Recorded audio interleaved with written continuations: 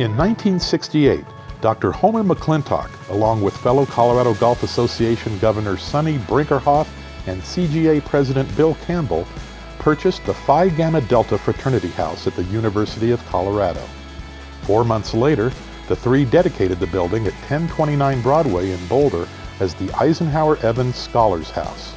To date, more than 420 high-achieving caddies with financial need have lived in what is now known as the Evans Scholar House. All of them received full tuition and housing as they worked towards their degrees. The house recently underwent a $6 million renovation, and 98-year-old Dr. Homer McClintock was there to dedicate that too. I've been in it since they've redone it. It's beautiful. The new furniture inside, the whole thing that's done over, a wing that's been added. It's a very nice program that's now underway. Homer McClintock's golf contributions are as solid as that house. Born October 23, 1917, he played varsity golf for the University of Pittsburgh and attended medical school there.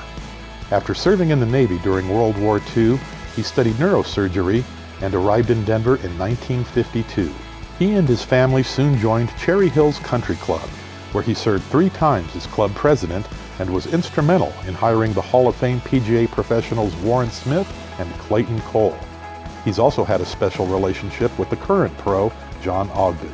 He's been a great abundance of knowledge for me in terms of the head professional, what the expectations are, and just a really wonderful mentor. He's a very astute individual. One frequent Cherry Hills visitor, America's Commander-in-Chief, left the good doctor with one of his favorite stories. Eisenhower played quite a few times here. I went down to the first tee to see him tee off, and of course he had right of way as far as we were concerned. His job was more important than ours. But there was a Secret Service man, and one was standing on the first tee. He had a bag, and I looked in it, and he had a couple wooden shaft clubs. In addition, he had a carbine rifle in it. I said to him, that's a mismatched set of clubs you're using. He said, yes, but it'll do the job. Dr. McClintock is so inspiring. He hits golf balls every day he can when the weather is conducive.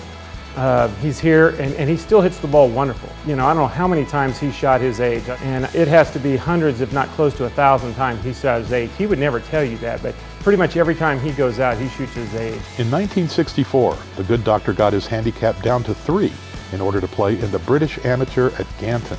I played my first match with the captain of the British Army golf team, and I lost my match. So I was only in it a short period of time. One reason I wanted to play in it was just for the experience of playing in that well-known tournament.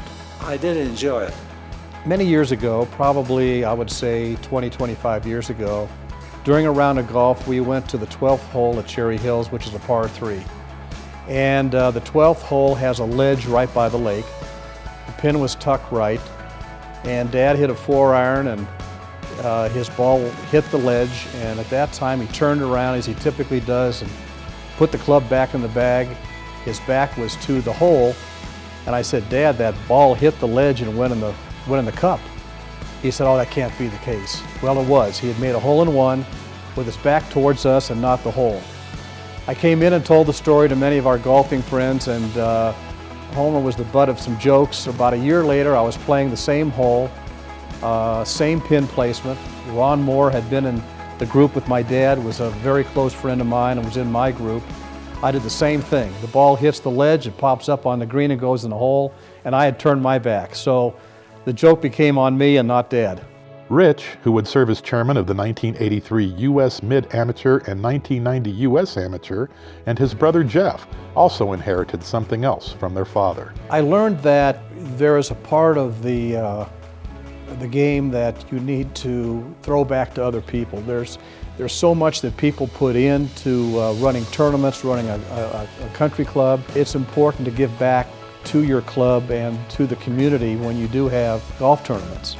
Dad introduced everyone in our family to the game of golf at a very, very young age. I started as a caddy when I was maybe 9 or 10. My brother Rich did the same thing. So golf's been such a big part of our family. My kids love to play. Homer, we all thank Homer for that.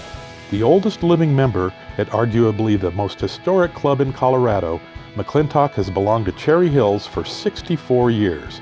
He served as a Colorado Golf Association governor for 20 of those years.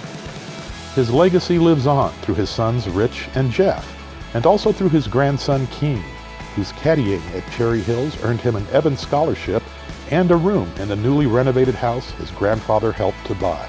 I never imagined 50 or 60 years ago that I'd have a grandson who would be an Evans Scholar. So I think it's wonderful. It's a great program, and he's enjoying it. The Board of Directors of the Colorado Golf Hall of Fame congratulates Dr. Homer McClintock on his Lifetime Achievement Award.